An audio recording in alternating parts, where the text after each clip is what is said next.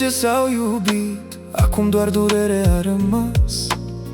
Inimile ce înainte ardeau cu foc, acum sunt tăcute în glas. Lacrimi și suferință, promisiuni uitate printre nopți.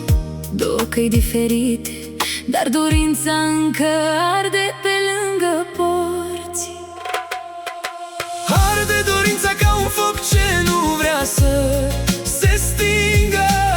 Dragostea lor o flacără pierdută, tot mai adâncă.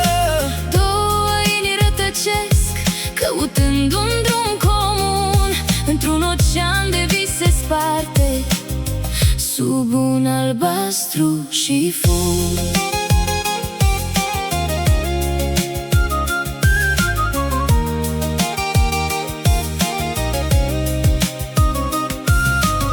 Promisiuni subtite în noaptea caldă de vară S-au spart ca un val pe țărmul rece, fără să-i doară.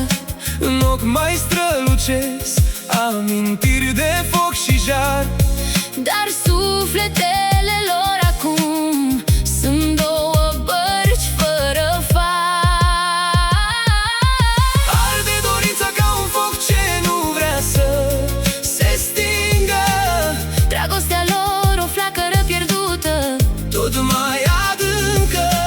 două inimi rătăcesc, căutând un drum comun, într-un ocean de vise sparte, sub un albastru șifon.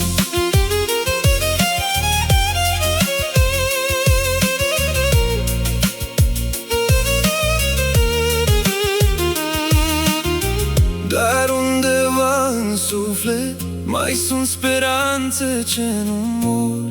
Chiar dacă drumurile lor sunt separate, legăturile nu dor. Un destin ascuns ar putea să le unească iar, sub cerul plin de stele, pe un nou alt țărm mare. arde dorința ca un foc ce nu vrea să se stingă. Dragostea lor o flacără pierdută, Tot mai adâncă. două inimi rătăcesc, căutând un drum comun, într-un ocean de vise sparte, sub un albastru șifon.